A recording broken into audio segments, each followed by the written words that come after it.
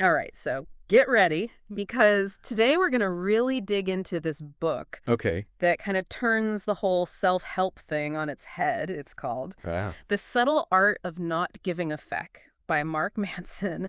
Right. And, before you write it off as some kind of like cynical Yeah. rant about not caring about Mhm. anything, it's Well, actually like surprisingly funny and makes you think I know, right? about how to like actually live a better Like life. that. But the thing is, it's all about being strategic about what you don't care about. Yeah. So that's what we're going to deep dive into today. I love it. How does not giving a feck actually Yeah. lead to a better life? Well, that's the big question, right? Yeah. Like, that's the paradox Yeah. that Manson is really trying to get us to wrestle with. Yeah. He uses some pretty unexpected examples. Right. And one that really stood out to me was Okay. the story of Charles Bukowski. Oh, yeah. You know, the writer known for his really gritty Yeah. and, like, bleakly funny work. Mm-hmm. He was, like, by most accounts, a yeah. loser for a good chunk of his life. Yeah. Like struggling with alcohol and gambling and just Mhm. living on the edges of society. Okay. But then he ends up achieving some success later in life. That's interesting because it's almost like the opposite Right. of what we usually think about with self-help, right? Yeah, Like that's you got to it. strive and be successful and all that. Yeah, totally. So what's Manson's point with the Bukowski example? Well, the thing Manson highlights is that Bukowski never tried to hide his flaws. In fact, he kind of like leaned into Oh, them. yeah. His tombstone even reads, Whoa. "Don't try." Wow.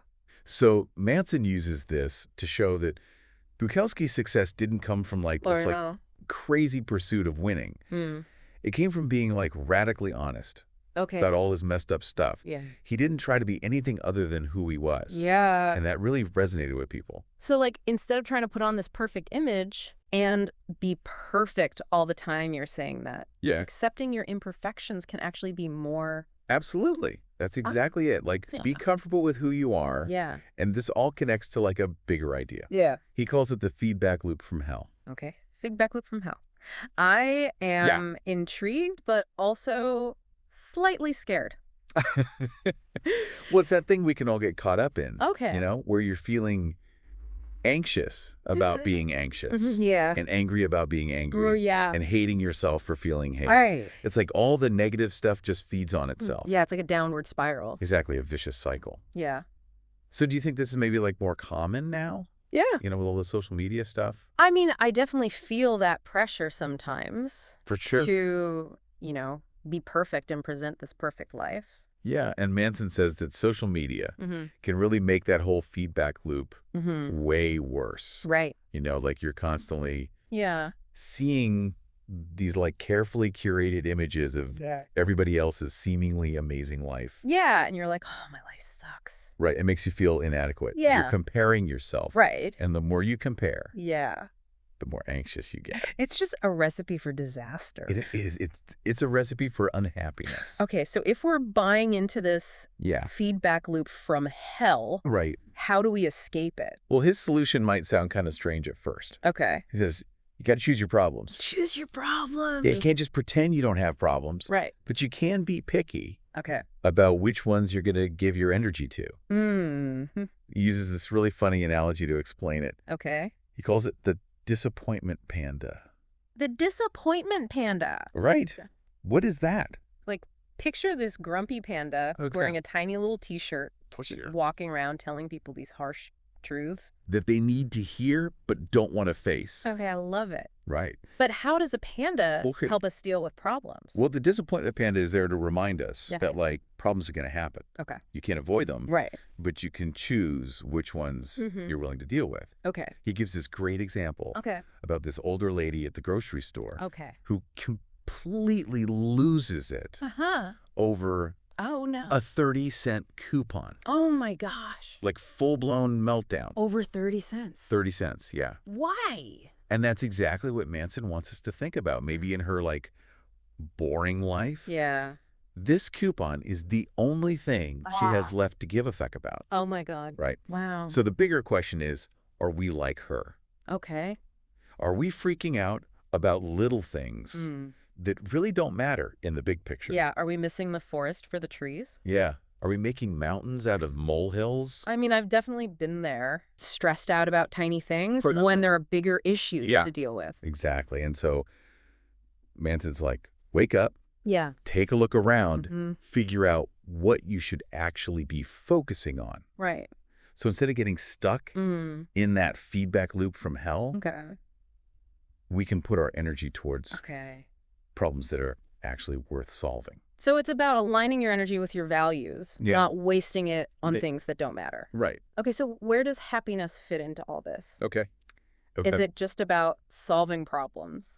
Well, this is where Manson throws us another curveball. Okay, I'm ready. He says, happiness doesn't come from avoiding problems. Oh, It comes from solving them. oh, wow. Right. I mean, that kind of goes against It's- everything we're taught, right? He does. Like, seek pleasure, avoid pain. yeah. So how does solving problems Right. make you happy? Well, when you overcome a challenge, you get this sense of accomplishment, Okay. right? Like you actually did something. Yeah. You grew. Mm. Think about it. But, Like if you're just sitting on the couch all day doing nothing, right. you're not going to feel happy Okay. because you haven't achieved anything. Yeah, you haven't done anything No. to feel good about. Exactly. And Manson really emphasizes this difference Ah. between like a victim mentality where Okay. you feel powerless Uh-huh. and a growth mindset Okay. where you see problems Okay. as opportunities to Fine. learn and grow. So, like, what doesn't kill you makes you stronger. Exactly. Kind of thing. Yeah. And he takes it even further Okay. and relates it to the whole purpose of pain. Mm. Like biologically, Right. pain is a signal that something is wrong. Right. There's a problem to be solved. Yeah, like a call to action. It's a prompt to grow. So instead of running from discomfort, Yeah. we should lean into it Lean into it. and try to figure out what it's trying to teach us. Yes. Okay, so it's all about shifting your perspective That's it. on problems. Right. So this whole not giving effect thing Right. is starting to make sense. Okay, good. It's about choosing your battles, Yeah. facing your problems head on, Yeah. and finding fulfillment Right. in overcoming them. Exactly. Okay, so what's next in Manson's All right. So, unconventional Yeah. approach to self-improvement? well, next he tackles something we're always told is like crucial for a good life, Okay. self-esteem. Okay. But his take on it might surprise you. Okay. He says that constantly feeling good about ourselves Mm-hmm. doesn't actually mean you have genuine self-worth.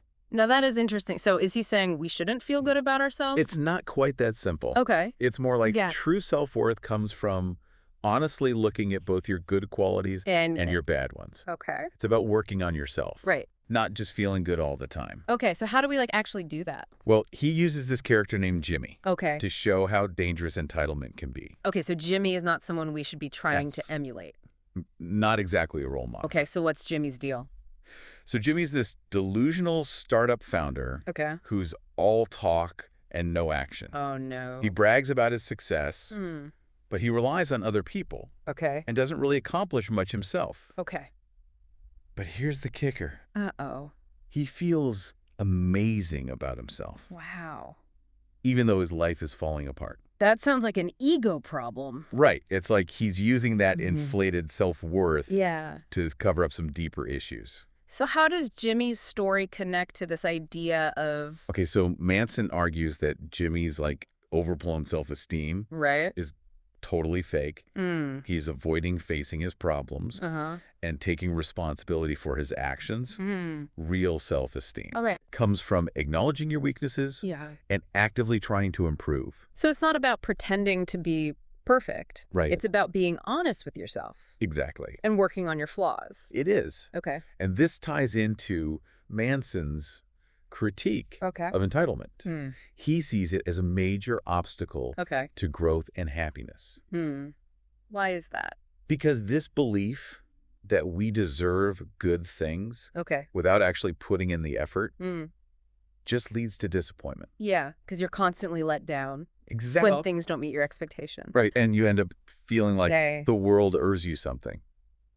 Do you think our culture kind of encourages That's a great question. this sense of entitlement? Yeah, for sure. Like we're surrounded by stories of right. overnight success and Like instant gratification. instant gratification. Absolutely. And Manson definitely points that out. Hmm. He talks about how the media Yeah. constantly bombards us Mm. with these exceptional stories, Hmm. like overnight successes and lottery winners Hmm. and social media influencers. And it makes it seem like everyone's Right. extraordinary Yeah. except for us. And it totally distorts our view of reality Right. and sets up these unrealistic expectations. Yeah, and then you end up feeling like you're not good enough.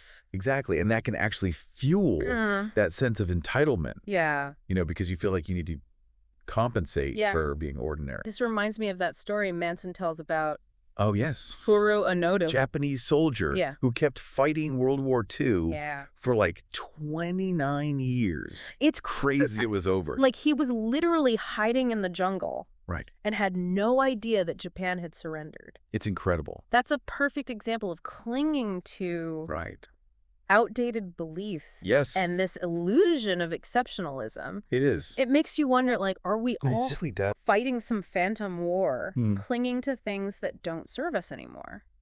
That's a powerful question. Yeah. And it leads us to another big idea in the book. Yeah. Choosing your values. Okay. And understanding how you measure your life. So it's not just about not giving a feck. Right. It's about being intentional about what you give a feck about.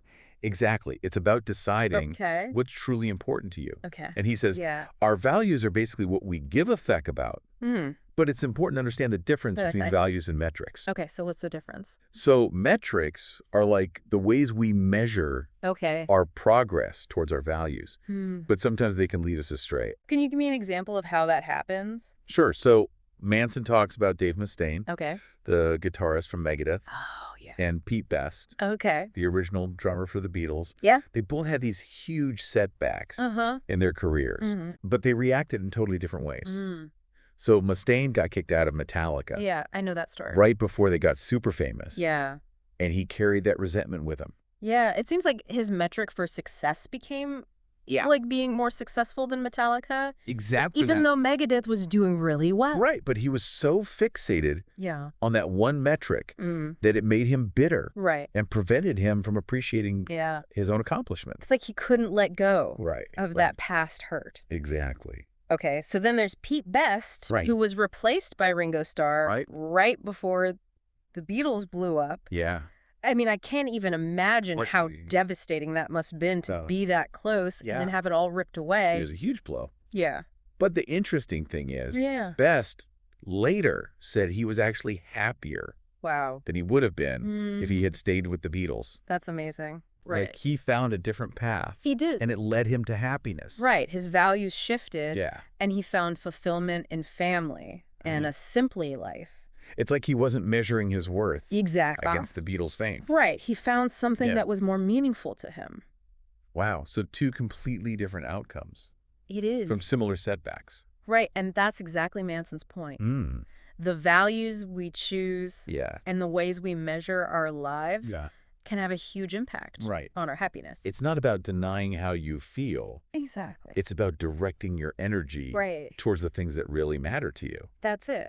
Okay. So how do we actually do that? All right. So one of the most powerful tools Manson gives us is actually pretty simple. It's the power of saying no. Okay. So that's easier said than done. It is. We're kind of like taught to be agreeable, right? Yeah. And like say yes to everything. Yeah. You don't want to let people down. So how does saying no? Okay. So when you say no, you're setting boundaries. You're making it clear what you're willing to accept and what you're not. Yeah. And it might feel selfish at first. Yeah, because you don't want to hurt anyone's feelings. Right. But it's actually super important for healthy relationships. Okay. And for your own personal growth. So it's like a form of self-respect, almost. Exactly. But is there a danger of taking it too far? Okay, that's a good point. Like if you say no to everything, do you just become isolated? Well, that's where it gets tricky, right? Yeah. You got to find that balance. Okay. Manson uses a kind of interesting example to illustrate this. Okay. Romeo and Juliet. Wait, Romeo and Juliet, like the ultimate love story. Right. How does that fit in? Well, Manson argues that if you look closer, it's not actually a healthy love story at all. Right, okay. It's about these two teenagers making these crazy impulsive decisions. Yeah. Driven by these like super intense emotions. Yeah, and it doesn't exactly end well. No, it doesn't. For them. Not at all. So is he saying that love is bad? No, not exactly. It's okay. It's more about deconstructing this idea of romantic love that we're always fed. This like fairy tale version of love. Right, like love conquers all. Right, exactly. But sometimes you have to let go. So what's true love then? Yeah, what is it? Manson says it's about mutual respect. Okay. Clear boundaries. and a willingness to both reject and be rejected. It's about taking responsibility for your own feelings and actions, not relying on someone else to complete you. Yeah. Or fix your problems. Exactly. You got to be a whole person going to a relationship. Right. Not two halves trying to become whole. Exactly. And that's where saying no is so important. It's about protecting yourself. Yeah. Making sure you're not sacrificing your values. Yeah. Yeah. This is making me think about how often I say yes when I really want to say no. Yeah. We've all been there. You know, out of obligation or fear of disappointing someone. It's tough. Yeah. And it takes real courage to say no. Yeah. To stand up for yourself. Yeah. And that courage to say no ties into another important idea. Okay. Embracing failure. Okay, so we're supposed to embrace the thing we're always told to avoid. Right. But Manson's point is that failure is a part of growth. Okay. It's like a necessary step on the road to success. So I'm seeing how this all connects, saying no, setting boundaries, accepting that you might fail. Yeah. They all take courage. And they can lead you to a better life. Exactly. They can help you live more authentically. That's really interesting. Yeah. And Manson even talks about his own experiences with failure. It's like hitting rock bottom. Yeah. And how that gave him the freedom to try new things and take risks. There's something about being at your lowest point that can be freeing. It can be. Like you have nothing left to lose. Right. So you could just go for it. Exactly. You're not afraid anymore. Yeah. And this leads us to something he calls VCR questions. VCR questions. Right. What are those? So they're these questions that seem super complicated, but they actually have a really simple answer. It's like back in the day when your parents couldn't figure out how to program the VCR. I remember those days. But it seems so obvious to you. Oh, yeah, totally. Right. And now we have all these new technologies. They're just as confusing for some people. And we overthink things. Yeah. We get caught up in our heads and make things way harder than they need to be. Okay, so how do we deal with these guys? So Manson's advice for dealing with them is pretty straightforward. Okay. Just do the damn thing. Okay. He believes action comes before motivation. We're always waiting for inspiration to strike. Right, like we need to feel ready. Yeah. But he's saying flip that. Oh, okay. Just start doing it. Even if you don't want to. Exactly. Even if you're not feeling it. It's like that saying, a journey of 1,000 miles begins with a single step. Exactly. You just got to take that first step. And then the motivation will come. It will. Okay, so that brings us to the last chapter. Right. The final chapter. The most intense one. The big one. And then you die. Yeah. And this is where it gets really deep. Yeah. I remember Manson talking about the death of his friend Josh. Yeah. And how that completely changed his perspective on life. Yeah. It's a really powerful chapter. It is. And it kind of brings all his ideas together. He talks about how realizing you're going to die can be both terrifying and liberating. It makes you reevaluate what's important. Right. And all those little worries suddenly seem so insignificant. It's that classic life is too short realization. Exactly. When you face the fact that you're going to die, right. It makes you want to live more fully and pursue what really matters. Absolutely, because you realize time is precious. It is. And Manson actually says death is the light by which the shadow of all of life's meaning is measured. Okay. All right. That's pretty deep. It is. So it's not about like being obsessed with death, but using that awareness to focus on what really matters. Okay. He connects this back to Curtis Becker's idea of death terror. Okay, death terror. Right, it's that deep anxiety we all have about dying. Yeah. And Becker argued that we create these immortality projects. Immortality projects. Right, like ways to leave a legacy and kind of transcend our physical death. So like building monuments, writing books, having children. Exactly. We want to leave something behind. So we're not forgotten. Exactly. But Manson's saying these projects can be a problem. They can be. How so? Because they can make us chase empty goals and cling to values that don't really serve us.